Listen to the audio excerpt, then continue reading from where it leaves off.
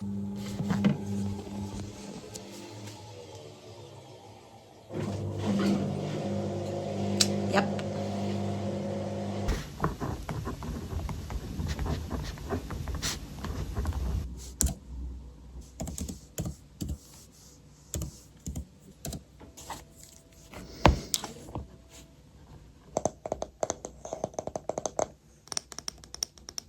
A little ASMR moment. It's time to find out how much this jar contains. This is the jar where I've been storing spare coins and spare €5 bills that I would sometimes find in my wallet for the entire year 2023. So it's time to find out how much money I was able to set aside just with this method. This is not the only thing I do to save money. If you follow me, you know. Kind of like have a rough idea of how much might be in here, but I'm not sure entirely on actually how much it's in here. So it's time to find out. A lot of bills, starting good. Obviously, if I have like bigger bills, is because sometimes I would reach into this jar just to, you know, for change if I needed change. So that's why, and a lot of coins. I managed to save through this method €172.67, which is pretty impressive. I absolutely recommend doing this. Please don't be just as dumb as I was at the beginning of this. Save yourself the time and the energy to like save like the little coins, like 1 cent, 2 cents, 5 cents, that even 10 and 20 cents. That doesn't really make a lot of sense. It's just going to waste a lot of space, take up a lot of space in your jar, and it's not really like adding up a lot. What you want are the bigger pieces up to €5. It's easy. It doesn't take up a lot of effort, and it's really, really effective because, as you can see, this is what I was able to save just with this method alone to set aside for an entire year.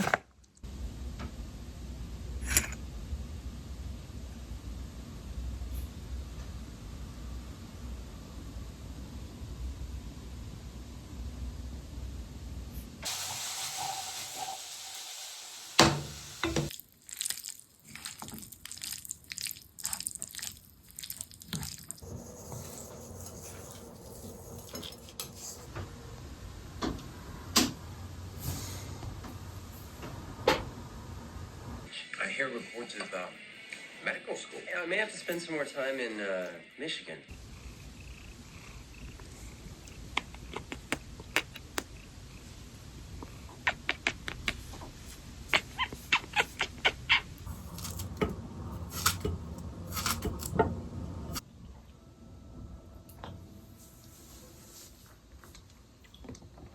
Cosa c'è, amore? You already had your breakfast. Cosa c'è, amore?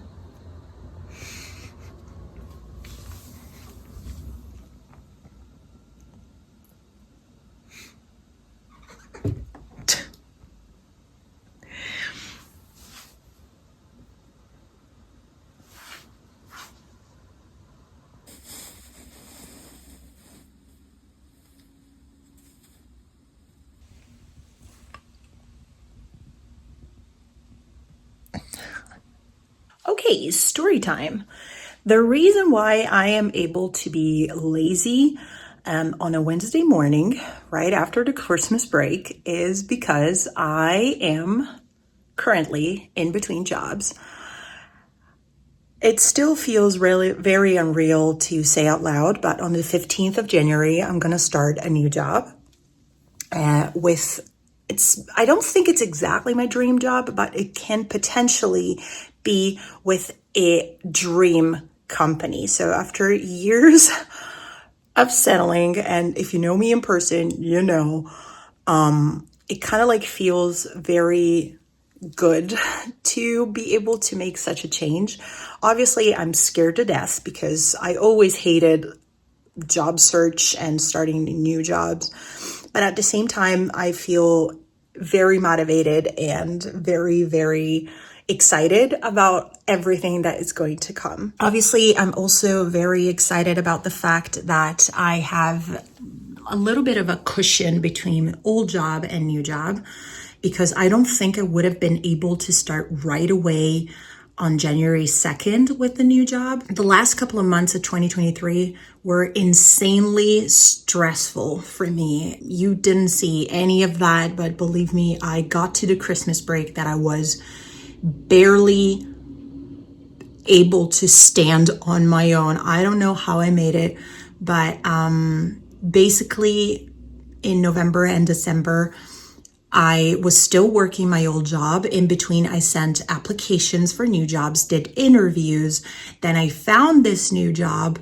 And then I also had to get papers done because I didn't know that that was going to, solve so quickly. But apparently I still had to file for unemployment because as de facto, I am unemployed for the first couple of weeks of 2024. So I had to take care of that as well. And believe me, Germany is not exactly a country that is light when it comes to papers and bureaucracy. That didn't make my life any easier. And of course, I had to do all of the rest. So it was a juggle between a lot of things. And that led me to get to the Christmas break pretty tired, very tired. In November, I got my period twice. I got, after that, a huge cold that lasted, I think, 2.5 weeks. And after that, I got a herpes because I only get herpes when I get sick with fever. But I think I was so stressed out in that moment that I still got a herpes. It was a combination of different things. I was excited to go to my parents for Christmas and to my family for Christmas. But if you live abroad and then you don't go often home for Christmas, but even if you go home often for Christmas or like every year, you know that that's exciting and full of things to do, but it's not exactly relaxing because your time there is limited. There's the whole going through the rush of flying back or traveling back, and there's a lot of people, the whole world is traveling, and then you have all of these gatherings and lunches and breakfasts with people and dinners and all of that. So I was constantly surrounded by people. When I came back to Berlin, I really thought I need to take care of myself and I need to make these 2 weeks before the new job starts really count in terms of self-care and resetting for the new year. I kind of think that it's really good that this new opportunity came at the beginning of a new year because it just kind of feels like all of the pieces of the puzzle are falling naturally, very good together and are coming together really good. But I definitely need a reset and a little bit of self-care. Because I need to properly ease into the new job thing and get ready for that and prepare for that. I want to be able to start with energy and not feeling tired and frustrated because I did too much in the last couple of months.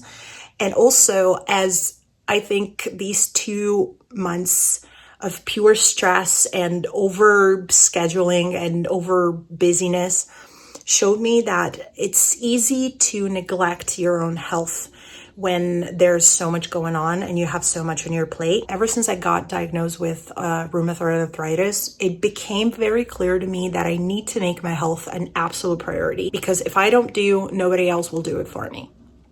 So I need to go back into a proper self-care routine that also involves movement and sport. When you do office jobs, it's easy to sit on your butt all day long without you noticing. I really want to take care of myself in this sense so that I can properly, it feels like a new year and a new opportunity, but also a new chance to do something good for myself, financially, personally, when it comes to my job and new opportunities and experiences that are about to come. There are 2 things that I want to share with you when it comes to a part of this yearly reset. hold on. The first thing that I want to show you is that for the first time ever, I'm using habit trackers. I found a free printable online. I'm going to link it below if I'm able to find it again, which has the whole year at a glance, is ready for you. You don't have to do anything fancy with ruler and pencil or anything like that. And then the other thing that is going to help me, or usually helps me with my finances, is to do somehow of a yearly log of all of my future expenses. If you follow me, you know that I set a monthly budget every month. And there are expenses that I already know that are going to happen in the future.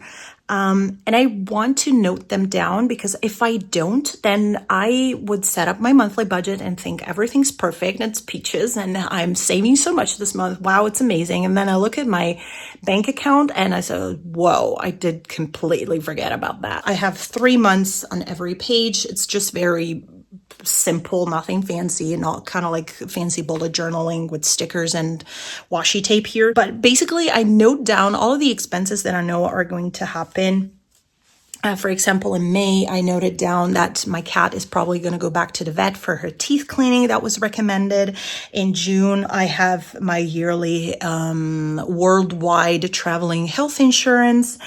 In January, I have the TV radio fee that needs to be paid, even if you don't own a TV, which is very annoying. But trust me, even if you don't want to pay it, they're going to find you. So you better pay it in the first place. This helps me to have more clarity when it comes to also planning my future expenses. And hopefully with this new job, I hope I'm going to be able to save a little more, because I'm going to have a little bit more of financial stability.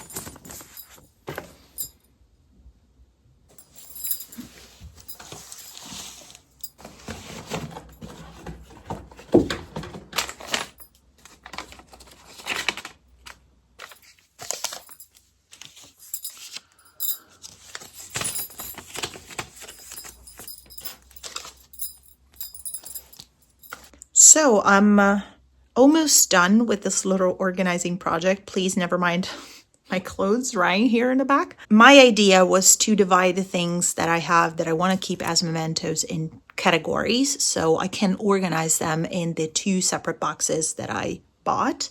And this is kind of like the midway result. We have a pile for all the concert tickets that I'm keeping. I always keep all of them. Stickers of various sort that I want to keep. Photos, including very old CDs. I mean, who has CDs anymore? But I cannot throw them away. I can't help myself. Cards, various postcards that I want to keep for various reasons, cute or whatever. And miscellaneous stuff. Travel memories, little gifts, trinkets, whatever.